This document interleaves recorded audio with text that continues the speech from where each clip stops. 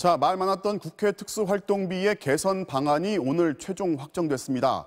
각 당과 상임위원회 몫은 전면 폐지했지만 국회의장만은 특활비를 어느 정도 허용하기로 했습니다. 국회의장실은 그동안 외교 관례와 보안상의 목적으로 경력금, 금일봉 쓸 일이 불가피하게 있다고 설명해왔습니다. 물론 대통령, 대법원장과 함께 삼부 요인이라서 그럴 수 있겠지만 이 경력금, 금일봉 이런 것들이 과연 증빙도 남기지 않을 특수활동인지는 의문이 여전합니다. 자, 이 문제 새로 고침해서 따져보겠습니다. 자, 박영애 기자. 네. 금일봉이라는 게 특수활동비의 원래 목적에 맞는 겁니까? 그렇게 보기는 어렵습니다. 기획재정부의 예산 지침부터 보시겠습니다. 특수활동비는 기밀 유지가 필요한 정보나 사건 수사, 이에 준하는 활동에 쓰라고 했습니다. 금일봉이 해당된다고 보기는 어렵습니다. 화환이나 축의금, 조의금 이런 건 특활비로 쓰지 말고 기타 운영비로 쓰라고 했습니다. 경력금이나 금일봉을 직접 명시하진 않았지만 참고할 만한 대목입니다. 자, 그런데 국회의장은 군부대 갈 때는 경력금, 해외 공간 갈 때는 금일봉을 주는 경우가 많아서 특활비가 필요하다 이런 입장인데 네. 그러면 그냥 투명하게 예산으로 잡아서 쓰면 되는 거 아닌가요? 그래서 국방부 장관도 특활비를 쓰는지 확인을 해봤습니다. 국방부 장관 특활비가 없었습니다. 부대 경력금은 별도 예산이지 특활비가 아니었습니다. 외교부 장관은 해외 공간 갈 때 금일봉을 주지 않았습니다. 한 외교관은 금일봉을 구경해 본 적이 없다. 그런 문화 자체가 없다고 했습니다.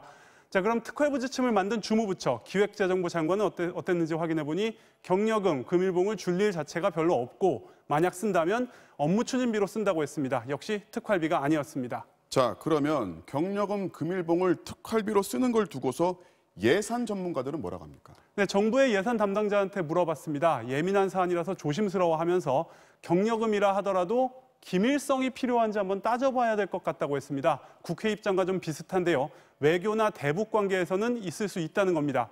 그런데 이게 다 세금이죠. 숨겨야 할 경력금이 얼마나 될지는 좀 의문입니다.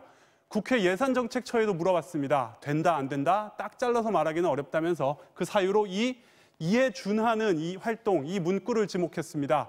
준한다는 게 대체 어디까지인지 특정할 수도 없고 증빙도 없다 보니까 이런 예외 문구가 구멍이 되었다는 겁니다. 자, 어찌됐든지 간에 국회 특활비는 대폭 줄어들게 됐어요. 네. 하지만은 따지고 보면은 행정부의 특활비도 짚어야 될 대목들이 많거든요. 네, 맞습니다. 한 시민단체가 올해 예산안을 따져봤을 때 특활비가 배정된 64개 사업 중 절반 가까이가 부적절해 보인다고 분석했습니다. 부처별로 청사, 공공요금, 청소용역비 이런 걸 낼 항목에 특수활동비가 책정된 경우가 많았습니다. 자, 그렇다면 적절해 보이는 특활비는 뭐였을까요?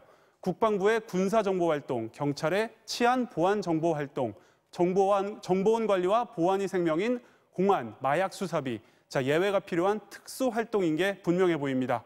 자, 국회에서 개선의 시동을 걸었습니다.